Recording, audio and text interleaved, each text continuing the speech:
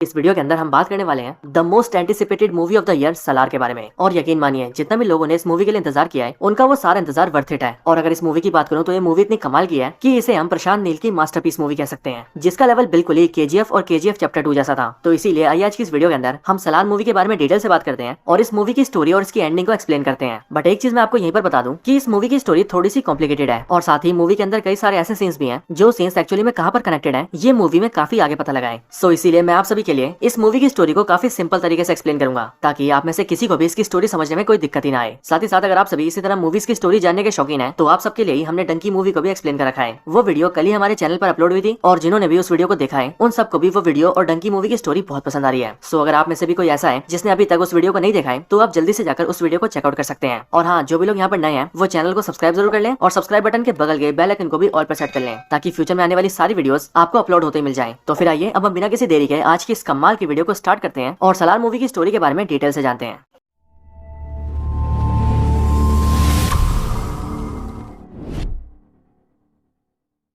तो इस मूवी की स्टोरी होती है दो छोटे बच्चों से, जिन दोनों बच्चों की एज 10 से 12 साल होती है। इनके नाम होते हैं वर्धा और देवा और ये दोनों ही एक दूसरे के बहुत अच्छे दोस्त होते हैं। मूवी की स्टार्टिंग में ये दोनों साथ में खेल रहे होते हैं बट तभी इनमें से वर्धा को कुछ बच्चे परेशान करते हैं जो कि इनसे काफी बड़े होते हैं। बट ये देखकर देवा अपने दोस्त वर्धा की हेल्प करता है और वो उन सभी को पीटकर अपने दोस्त को बचा लेता है। और यही हमें ये पता लगता है कि वर्धा और देवा दोनों ही सच्चे दोस्त हैं। बट इसके बाद ही अगले सीन के अंदर हमें एक रात का सीन दिखाया जाता है जिस रात को बारिश हो रही है और यहाँ पर देवा अपने घर को लॉक कर रहा होता है। देवा के घर के आसपास काफी तबाही मची होती है और देवा के घर के अंदर उसकी मदर होती है और वो अपनी मदर को लॉक करके अपनी मदर को प्रोटेक्ट कर रहा होता है। बट तभी हम ये देखते हैं कि वहाँ पर कुछ गुंडे आ जाते हैं जो कि देवा को पकड़ लेते हैं और उसके घर के गेट को तोड़ देते हैं एंड देन वो उसकी मदर को बाहर निकाल लेते हैं। और फिर हम ये देखते हैं कि वो उन दोनों को मारने की कोशिश करते हैं, लेकिन इससे पहले कि वो गुंडे देवा और उसकी मदर को मार पाते वहाँ पर एक गाड़ी से वर्धा अपने कुछ आदमियों के साथ आता है। और यहीं पर हमें ये भी पता लगता है कि ये जो आदमी है जो कि देवा और उसकी मदर को मारना चाहते हैं वो असल में वर्धा के फादर के लोग हैं। और इसीलिए यहाँ पर आते ही वर्धा उन सभी से कहता है कि वो लोग उसके दोस्त और उसकी मदर को छोड़ दें। बट वो सारे उससे कहते हैं कि वो लोग सिर्फ कानून पालन कर रहे हैं और कानून उसी के फादर ने बनाया है, सो इसीलिए उन्हें ये करना ही होगा। ये सुनकर वर्धा भी चुप हो जाता है, लेकिन फिर कुछ टाइम बाद ही वर्धा अपने हाथ से एक मोटा सा कड़ा निकालता है और उसे उस गुंडे को दे देता है जो गुंडा देवा और उसकी मदर को मार रहा था। वर्धा उससे कहता है कि मैं एक सरदार हूँ लेकिन मैं अपनी पावर तुझे दे रहा हूँ और इसीलिए तू इस पावर को इस कड़े के साथ ले ले और मेरे दोस्त और उसकी मदर को छोड़ दे। ये देखकर वो गुंडा ऐसा ही करता है, वो पावर की लालच में वर्धा का कड़ा लेकर पहन लेता है और इसके बदले में वो देवा और उसकी मदर को छोड़ देता है। देवा को ये देखकर काफी खुशी होती है कि उसके दोस्त वर्धा ने उसकी और उसकी मदर की जान बचाई है। बट यहीं पर वर्धा उससे ये कहता है कि उसके और उसके मदर के लिए ये जगह बिल्कुल भी सेफ नहीं है और इसीलिए हो सकता है कि फिर से उन्हें मारने की कोशिश की जाए एंड दैट्स व्हाई वो ये चाहता है कि वो दोनों यहाँ से निकल जाएं और किसी दूसरी जगह जाकर रहें, एक ऐसी जगह जहाँ उनकी जान को कोई खतरा ना हो। देवा अपने दोस्त वर्धा की बात मान जाता है और वो अपनी मदर को लेकर वहाँ से जाने लगता है, लेकिन जाने से पहले वो अपने दोस्त वर्धा से एक वादा करता है और वो वर्धा से कहता है कि जिंदगी के अंदर अगर वर्धा को कभी भी देवा की जरूरत हो तो वो बस उसे एक बार बुलाएगा तो वो तभी आ जाएगा। और साथ ही देवा अपने दोस्त वर्धा से ये भी कहता है कि वो उसके लिए पूरी दुनिया तक को मार सकता है, इसीलिए वो देवा की इन बातों को कभी ना भूले। और फिर इसके बाद देवा अपनी मदर के साथ वहाँ से चला जाता है और फिर यहीं पर ही वर्धा अपने दोस्त देवा को एक नया नाम देता है और वो उसे नाम देता है सलार। इसके बाद ही सीन शिफ्ट होता है और हम कुछ बहुत ही खतरनाक गुंडों को देखते हैं। यहीं पर ये लोग किसी की ट्रैकिंग कर रहे होते हैं और तभी ये लोग उसे ट्रैक करके ढूंढ लेते हैं और फिर हमें पता लगता है कि जिसे ये लोग ट्रैक कर रहे थे वो और कोई नहीं बल्कि श्रुति हसन है। ये सारे गुंडे श्रुति हसन का पता लगते ही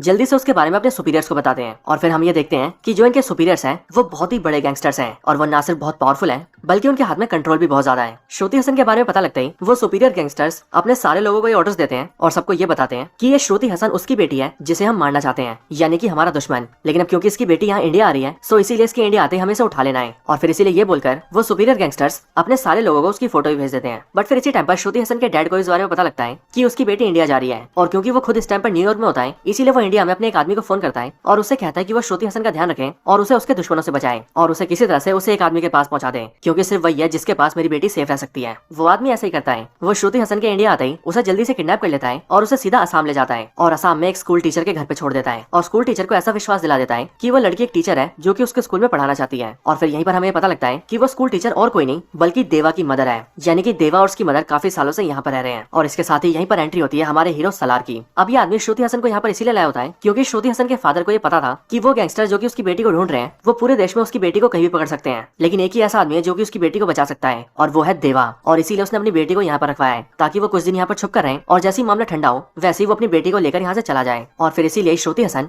यहाँ पर एक टीचर बनकर रहने लगती है। लेकिन कुछ ही दिनों बाद उस सुपीरियर गैंगस्टर्स के कुछ गुंडे श्रुति हसन को असम के अंदर भी ढूंढ लेते हैं और इसीलिए वो लोग अपने सुपीरियर्स को ये बात बता देते हैं कि वो लड़की भी असम में छुपी है। इसके बाद इस स्टोरी के दूसरे सीन के अंदर हम एक अंग्रेज को देखते हैं जो कि इंडिया के एक आदमी से डील करता है और उससे ये कहता है कि उसके पास ट्रक भर के गन्स हैं जो कि उसे इंडिया से नेपाल पहुंचाना है, वो भी पुलिस से बच के। और फिर इसीलिए उस अंग्रेज ने जिससे बात की होती है वो आदमी भी सीधा उन सुपीरियर गैंगस्टर्स के गुंडों से बात करता है और उनसे कहता है कि वो इस ट्रक को इंडिया से नेपाल पहुंचाए। जिसके बाद ही वो सारे गुंडे उस ट्रक के सारे कंटेनर्स के ऊपर एक स्पेशल स्टैंप लगा देते हैं जो स्टैंप देखने में एक मॉन्स्टर जैसा होता है। और वो लोग अंग्रेज से कहते हैं कि इस स्टैंप को इस पूरे देश के अंदर कोई भी नहीं रोक सकता। और फिर इसीलिए वो लोग उसके ट्रक को ले जाने लगते हैं। थोड़ी देर बाद हमें ऐसा दिखता भी है क्योंकि जैसे ये ट्रक थोड़ा आगे जाता है वैसे ही बहुत सारे पुलिस इस ट्रक को घेर लेती है। लेकिन जैसे ही पुलिस इस स्टैंप को देखती है वैसे पुलिस भी वहां से भाग जाती है और ट्रक को जाने के लिए कहती है। और फिर हमें पता लगता है कि ये स्टैंप जिस भी आदमी का है वो बहुत ही डेंजरस और पावरफुल है, इतना ज्यादा कि उससे पुलिस और सरकार भी डरती है। सुपीरियर गैंगस्टर्स का जो गुंडा इस ट्रक को ले जा रहा होता है उसे ही अपने सुपीरियर्स का फोन आता है जो लोग उससे कहते हैं कि अभी जो वो ट्रक को नेपाल लेके जा रहा है वो काम वो बाद में करें, लेकिन उससे पहले वो आसाम जाए क्योंकि वहाँ पर उनके कुछ आदमियों को वो लड़की मिल गई है जिसे वो ढूंढ रहे थे और इसीलिए वो ये चाहते हैं कि उस लड़की को जल्द से जल्द उनके पास लाया जाए। इसके बाद फिर वो सारे गुंडे मिलकर जल्दी से आसाम जाते हैं और श्रुति हसन को पकड़ लेते हैं। बट इसी टाइम पर देवा और उसकी मदर भी वहाँ पर होते हैं और इसीलिए वो लोग ये देखते हैं कि वो सारे गुंडे मिलकर श्रुति हसन को वहाँ से ले जा रहे हैं। एंड दैट्स व्हाई देवा की मदर देवा से कहती है कि वो जाकर उस लड़की की मदद करें। जिसके बाद देवा अपना असली रूप दिखाता है और वो उन सारे गुंडों को बड़ी जल्दी पीट देता है। साथ ही साथ देवा उस ट्रक के ऊपर भी अटैक कर देता है जिस ट्रक के अंदर स्टैंप वाले कंटेनर्स लगे थे। बट ये देखते ही जिस अंग्रेज का वो सामान होता है वो अपने आदमी से कहता है कि आखिरकार तुमने तो ये बोला था कि इस पूरी कंट्री के अंदर इस स्टैंप लगे कंटेनर्स को छूने की भी हिम्मत किसी में नहीं है, तो फिर आखिरकार ये कौन है जिसने हमारे कंटेनर्स को उड़ा दिया। लेकिन फिर इतना पूछने के बाद ही उसे ये जवाब मिलता है कि जिस आदमी ने इन स्टैंप्स को बनाया है वो आदमी यही है,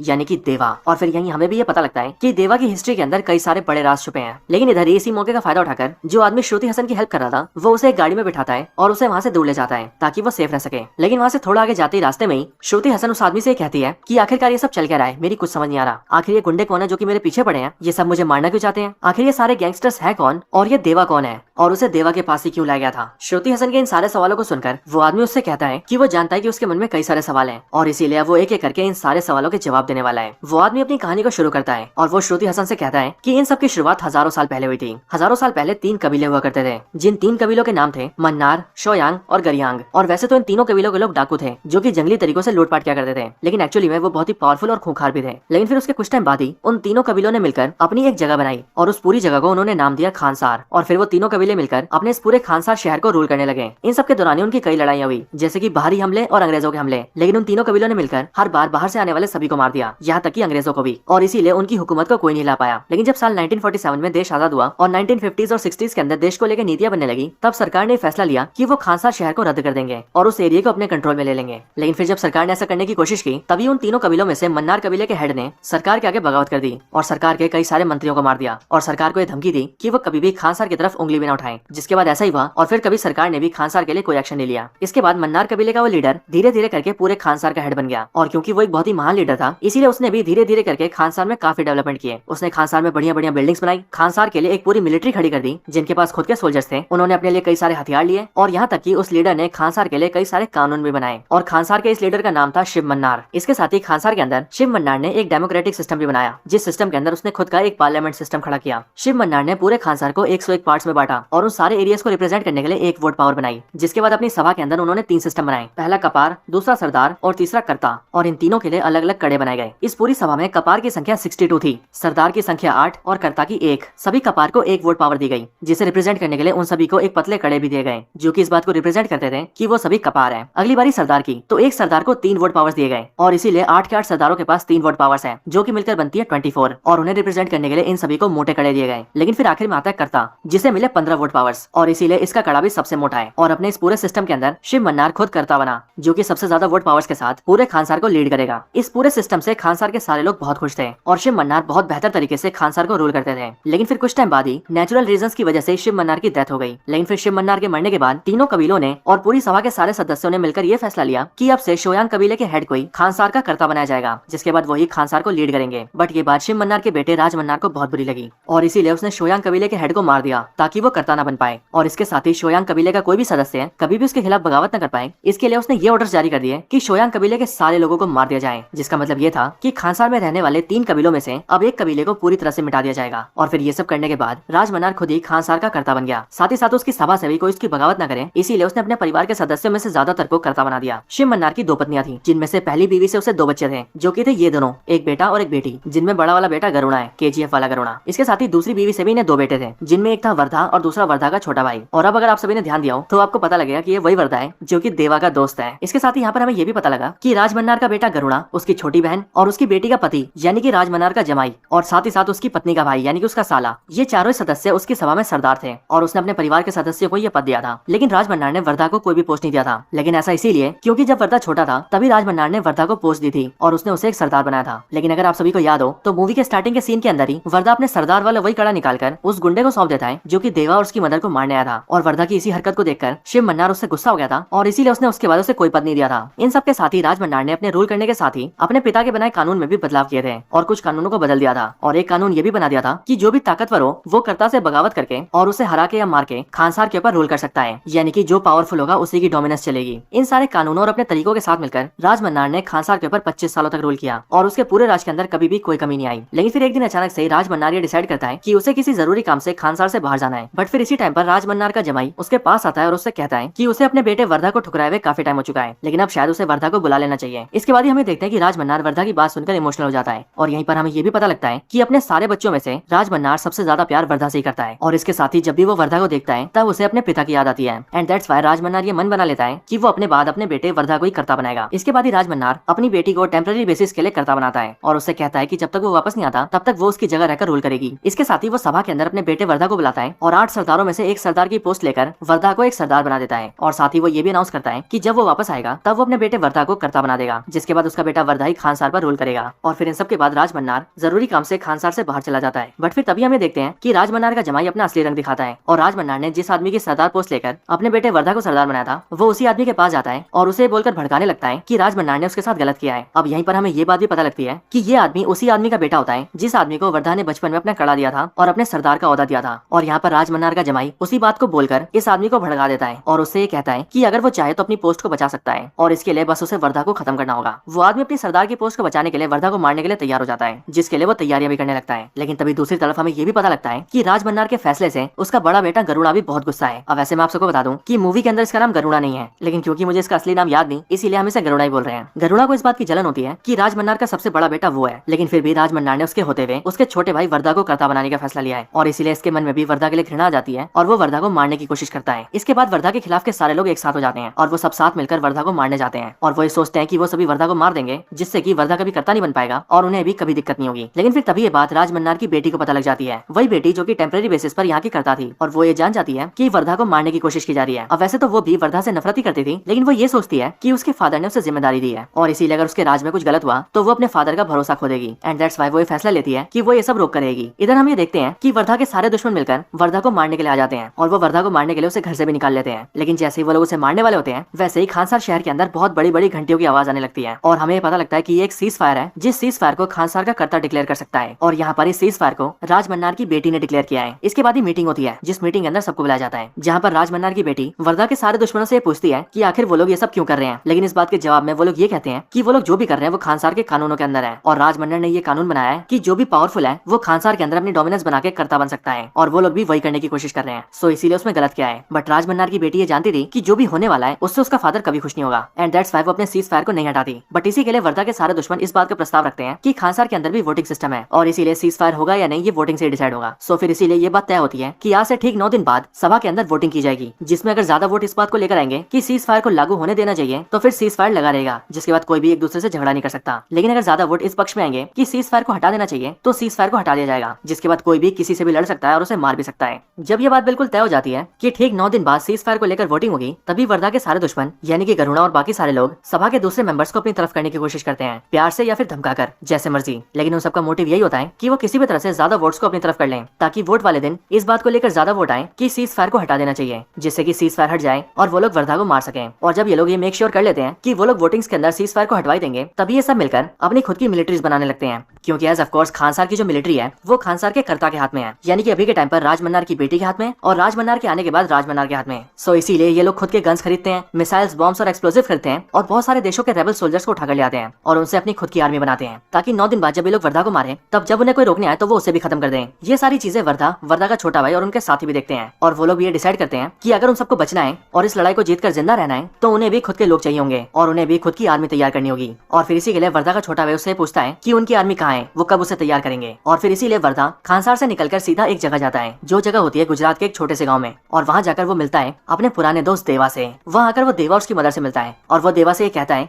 कि उसे उसकी मदद की जरूरत है। और क्योंकि देवा ने अपने बचपन के दोस्त वर्धा से वादा किया था कि वो जिंदगी में जब भी उसे बुलाएगा तब वो उसके लिए हाजिर होगा और जो वो चाहेगा वो करेगा। एंड दैट्स व्हाई देवा वर्धा के साथ चला जाता है। जिसके बाद वर्धा देवा को लेकर खानसार में आता है। बट ये देखकर वर्धा के साथी काफी नाराज होते हैं क्योंकि उन्हें ऐसा लगता है कि वर्धा पूरी आर्मी बिल्ड करने की बजाय सिर्फ एक ही आदमी को उठाकर ले आया है जो कि शायद से किसी काम का नहीं है। लेकिन एक्चुअल रियलिटी क्या है ये तो हम और आप जानते हैं क्योंकि जिस बंदे को वर्धा लेकर आया है वो अकेला ही किसी आर्मी से भी बढ़कर है क्योंकि वो है सलार। इसके बाद ही सभी लोग तैयार होते हैं और सीधा वोटिंग्स का वेट करते हैं। एंड देन फिर वो दिन आ जाता है जिस दिन सीज फायर के ऊपर वोटिंग्स होती है। बट फॉर्चुनेटली इसी दिन वर्धा का फादर राज मन्नार भी आ जाता है जो कि खानसार का करता है विद 15 वोट्स। और इसीलिए जब वोटिंग्स होती है तब पहले तो सीज फायर को हटाने को लेकर ज्यादा वोटिंग्स आती है लेकिन फिर जैसे ही राज मन्नार अपना वोट डालता है वैसे ही उसके 15 वोट्स की वजह से पूरी की पूरी वोटिंग्स बराबर हो जाती है। और इसीलिए फिर आखिरी वोट बचता है वर्धा का। एंड साथ ही साथ सब कुछ अब वर्धा पे डिपेंड था कि क्या वो सीज फायर लागू रखना चाहता है या फिर सीज फायर को हटाना चाहता है। वर्धा का फादर राज मन्नार ऐसा सोचता है कि वर्धा सीज फायर लागू रखेगा और उसी के लिए वोट करेगा ताकि सीज फायर लागू रहने से कोई भी लड़ाई झगड़ा नहीं करेगा और फिर मेरा बेटा वर्धा मेरी जगह लेकर खानसार को नॉर्मली रूल करेगा। लेकिन वर्धा कुछ अलग करता है क्योंकि वर्धा सीज फायर को हटाने के लिए वोट करता है और फिर क्योंकि सीज फायर को हटाने के लिए ज्यादा वोट्स आते हैं इसीलिए खानसार के अंदर सीज फायर हटा दिया जाता है। बट ये देखकर वर्धा का फादर राज मन्नार भी काफी शौक होता है और वो ये सोचता है कि आखिरकार वर्धा ने ऐसा क्यों किया। लेकिन फिर यहीं पर स्टोरी में हम ये देखते हैं कि वर्धा और देवा पहले ये डिसाइड कर चुके हैं कि अब वर्धा और किसी से नहीं डरेगा और अब वो सीज फायर को हटाकर अपने सारे दुश्मनों से लड़ेगा और देवा के साथ मिलकर उन सबका खात्मा कर देगा। इसके बाद प्रेजेंट टाइम के अंदर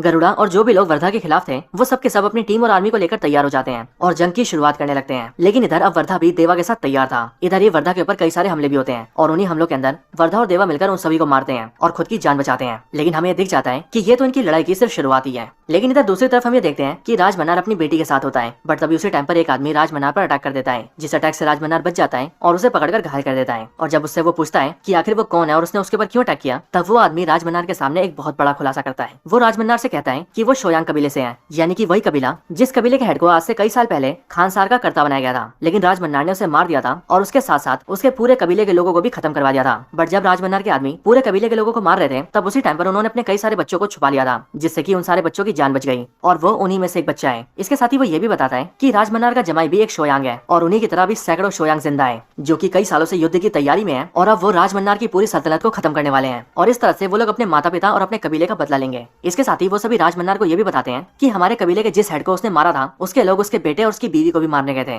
लेकिन उसके बेटे और उसकी बीवी की जान बच गई। और फिर हमें भी यहाँ पर ये पता लगता है कि शोयांग कबीले के हेड के जिस पत्नी और बेटे की वो बात कर रहा है वो और कोई नहीं बल्कि देवा और उसकी माँ है। यानी कि देवा ही वो बच्चा है जो कि शोयांग कबीले के हेड का बेटा था यानी कि वही जिसे राज मन्नार ने मार दिया था। मतलब कि देवा के फादर को मारने वाला और कोई नहीं बल्कि उसी के सबसे प्यारे दोस्त वर्धा का पिता राज मन्नार है। साथ ही साथ यहीं पर वो आदमी राज मन्नार से ये भी कहता है कि तुमने हमारे हेड को मारा था जो हेड खानसार का भी लीडर बनने वाला था और अब क्योंकि देवा उसका बेटा है इसीलिए अब वही हमारे कबीले का हेड है और रियलिटी के अंदर वही खानसार का असली लीडर भी है यानी कि खानसार का असली कर्ता। इसके बाद ही राज मन्नार अपनी बेटी से बात करता है और वो बेटी से ये भी कहता है कि वो कुछ टाइम पहले जब खानसार से बाहर गया था तो वो एक बहुत ही जरूरी काम से गया था। असल में उसे एक खबर मिली थी कि खानसार के अंदर से कोई है जिसने बहुत बड़ी मात्रा में गन्स और बॉम्ब्स का ऑर्डर दिया था और इसीलिए वो ये जानता है कि खानसार के अंदर कोई तो है जो कि खानसार में बगावत लाना चाहता है। और फिर यहीं पर हमें पता लगता है कि राज मन्नार जो भी सोच रहा है वो बिल्कुल सही है क्योंकि खानसार के एक सभा का ही मेंबर जो कि राज मन्नार के भी काफी करीब है उसने ही खानसार के अंदर बहुत बड़े पैमाने में बंदूकें मिसाइलें और बॉम्ब्स को इकट्ठा कर लिया है और अब वो भी इस तैयारी में है कि वो खानसार के ऊपर अटैक करें। लेकिन फिर यहीं पर ही ये मूवी एंड हो जाती है। अब हालांकि ये मूवी तो यहाँ पर एंड हो चुकी है लेकिन इसने अपने पार्ट 2 के लिए और आगे आने वाले सीक्वल्स के लिए बहुत बड़ा फ्यूचर खोल दिया है और अब आगे हम कई सारी बड़ी बड़ी लड़ाइयां देखने वाले हैं। सो मेरे अकॉर्डिंग तो यही होगा कि जो भी हम सभी ने सलार पार्ट 1 सीज फायर के अंदर देखा है वो तो इस पूरी फ्रेंचाइजी का सिर्फ एक ट्रेलर था क्योंकि असली तबाही आगे होने वाली है।